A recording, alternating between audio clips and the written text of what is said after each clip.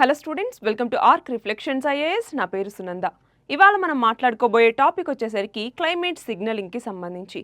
Climate signalling అంటే ఏంటి? Concern లేదా కమిట్మెంట్ చూపించడం అనమాట క్లైమేట్ యాక్షన్ వైపుగా. సో అలా మన బడ్జెట్లో ఈసారి ఏముంది క్లైమేట్ సిగ్నలింగ్ అన్నటువంటిది మనం చూద్దాం. సో దానికన్నా ముందు మనం చూస్తే క్లైమేట్ సిగ్నలింగ్ అన్నటువంటిది యూనియన్ బడ్జెట్స్లో కోవిడ్-19 తర్వాతనే ఎక్కువగా చూపిస్తూ వచ్చారు. అయితే ఇనీషియల్గా ఏం చేశారంటే 4,500 కోట్ల రూపాయలతో మన భారతదేశంలో చూడండి సోలార్ పీవీ మ్యానుఫ్యాక్చరింగ్ అన్నటువంటిది ఫస్ట్ స్టార్ట్ చేయటం జరిగింది. సో దాని తర్వాత ఏం చేశారు, ఎక్కువగా ఏవైతే ప్రియారిటీ సెక్టార్స్ ఉన్నాయో వాటి నుంచి ఇప్పుడు కొంత ఈ బడ్జెట్ని ఈ యొక్క క్లైమేట్ సిగ్నలింగ్ వైపుగా వేరే ఈ సెక్టార్స్ వైపుగా మళ్ళిస్తూ రావటం, అలాగే ప్రియారిటైజ్ చేసి సరిగ్గా వాటికి సంబంధించినటువంటి స్కీమ్స్ పాలసీస్ లాంటివి ఇంప్లిమెంట్ చేయటం, సో ఇవన్నీ చేస్తూ ఉన్నారు. ఆ నేపథ్యంలో రీసెంట్ బడ్జెట్కి సంబంధించి చూసుకుంటే కనుక మొత్తం 5 సెక్టార్స్ మీద ఎక్కువ అటెన్షన్ చూపించడం జరిగింది. అందులో ఒకటి హార్డ్ టు అబేట్ ఇండస్ట్రీస్ అంటాం, అంటే తగ్గించడానికి ప్రస్తుతం వీలు కానటువంటి కొన్ని ఇండస్ట్రీస్. ఫర్ ఎగ్జాంపుల్ ఫర్టిలైజర్స్ అన్నటువంటిది కావచ్చు, సిమెంట్, స్టీల్, అల్యూమినియం, ఇలాంటివన్నీ కూడా. సో వాటికి సంబంధించి బడ్జెట్లో ఏమేమి పేర్కొన్నారు అన్నటువంటిది చూద్దాం. అలాగే డీసెంట్రలైజ్డ్ సోలార్ పవర్, సోలార్ ఎనర్జీకి సంబంధించి, అలాగే ఇరిగేషన్ పంప్ సెట్స్కి సంబంధించి, అలాగే గ్రీన్ హైడ్రోజన్ మరియు న్యూక్లియర్ ఎనర్జీ, వీటన్నింటికి సంబంధించి ఈసారి బడ్జెట్లో ఏమేమి మెన్షన్స్ అన్నటువంటివి ఉన్నాయి, ఈ స్కీమ్స్కి సంబంధించి ఎందుకు క్లైమేట్ సిగ్నలింగ్ అవసరం అన్నటువంటిది మనం చూద్దాం. So first of all hard to abate industries అన్నటువంటివి అంటే cement, steel, aluminium, fertilizers. So ఇవి ఏంటి, ఇండస్ట్రియల్ ఎమిషన్స్కి సంబంధించి, పర్టికులర్గా ఈ కార్బన్ ఎమిషన్స్కి సంబంధించి ఇవి చాలా మేజర్ రోల్ని ప్లే చేస్తూ ఉంటాయి. సో వీటి యొక్క ప్రొడక్షన్ టైంలో ఎక్కువ కార్బన్ ఎమిషన్స్ అన్నటువంటివి జరుగుతున్నాయి. సో వీటిని తగ్గించాల్సిన అవసరం ఉంది, అవునా?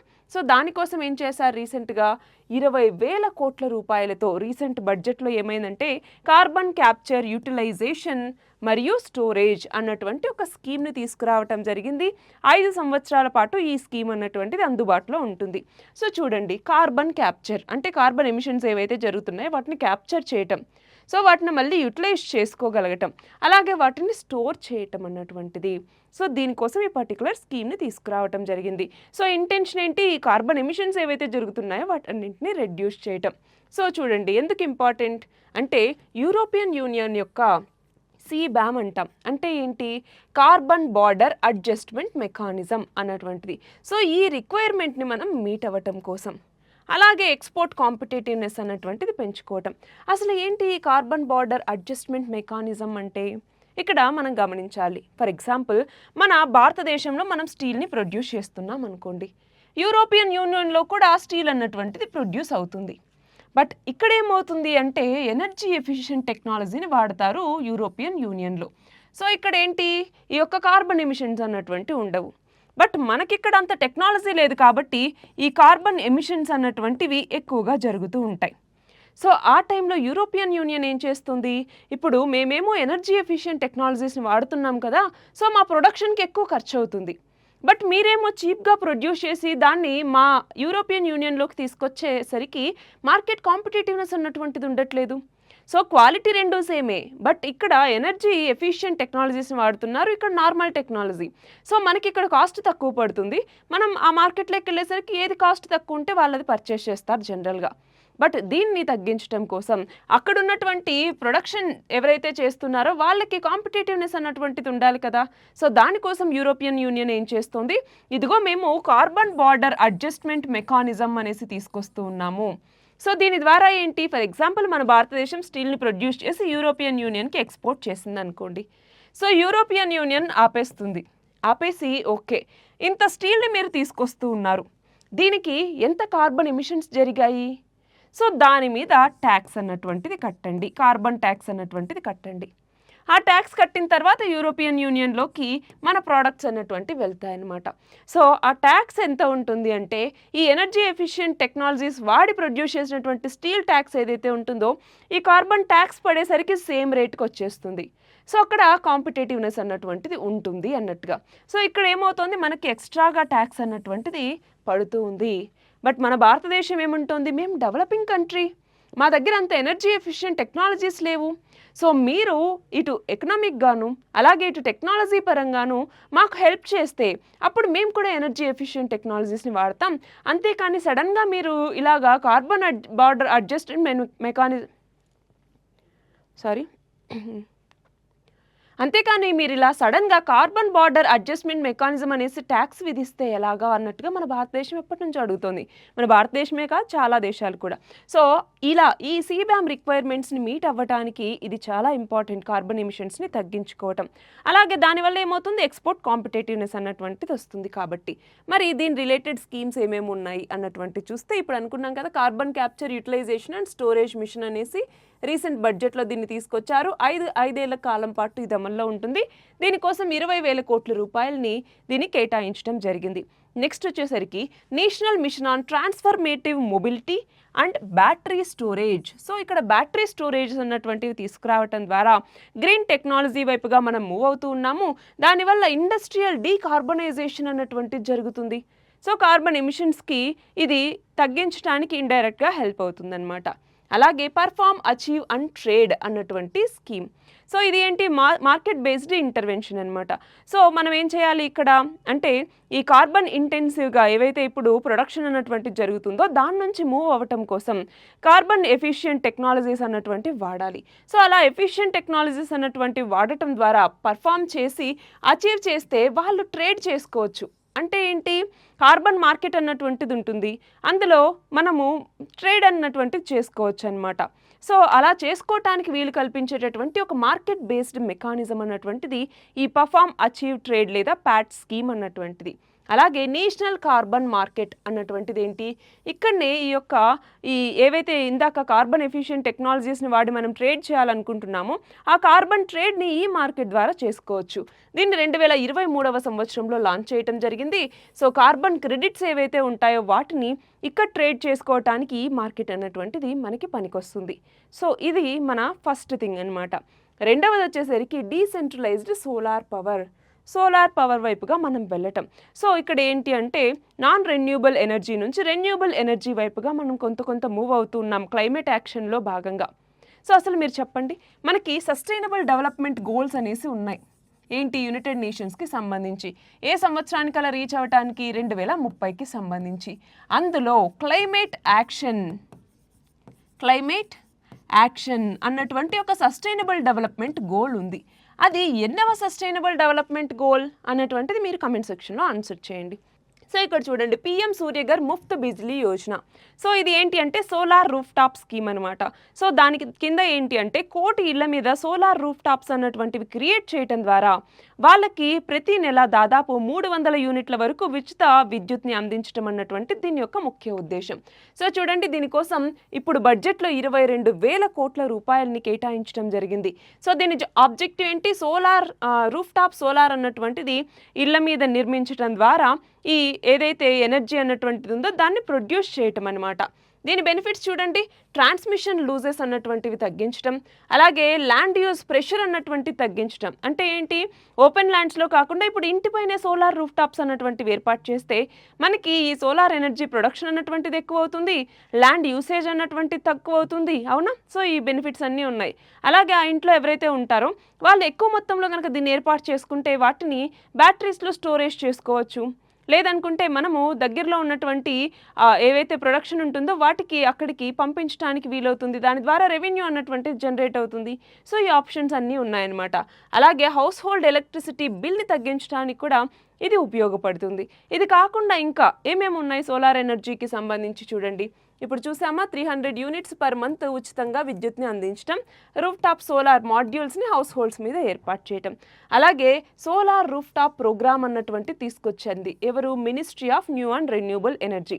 సో దీని ద్వారా కేవలం ఇళ్ల మీద అని మాత్రమే కాదండి, కార్యాలయాలు కావచ్చు, రైల్వే స్టేషన్ పైకప్పులు కావచ్చు, సో వీటన్నిటి మీద కూడా ఎక్కడైనా మనము ఈ సోలార్ ప్యానెల్స్ని నెలకొల్పటం ద్వారా సోలార్ ఎనర్జీని మరింతగా ప్రొడ్యూస్ చేయటం అన్నటువంటి దీని యొక్క ముఖ్య ఉద్దేశం.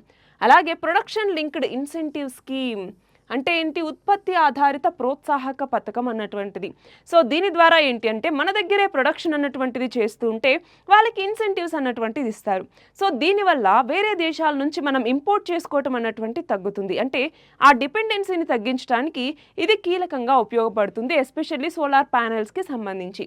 అలాగే నేషనల్ సోలార్ మిషన్ అని చెప్పేసి national action plan on climate change కింద తీసుకురావటం జరిగింది.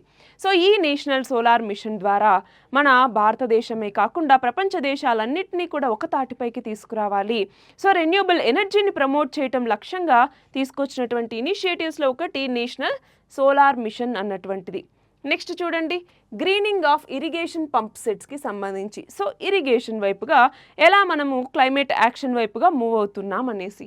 సో అందులో భాగంగా పిఎం కుసుమ్ అంటే ఏంటి, ప్రధానమంత్రి కిసాన్ ఊర్జా సురక్ష ఏవం ఉత్తమ్ మహాభియాన్ అని కూడా పిలుస్తూ ఉంటాము. సో దీని కింద 5,000 కోట్ల రూపాయలు ఈ సంవత్సరం బడ్జెట్లో ఇవ్వటం జరిగింది. ఆబ్జెక్టివ్ ఏంటి అంటే అగ్రికల్చరల్ పంప్స్ ఏవైతే ఉంటాయో, ఇరిగేషన్ పంప్స్ అన్నటువంటివి, వాటిని సోలార్ ప్యానెల్స్ ద్వారా వాటికి కనెక్ట్ చేయటం ద్వారా ఆ పంప్స్ని రన్ చేయటం అనమాట. సో సోలరైజేషన్ అన్నటువంటిది చేయటం.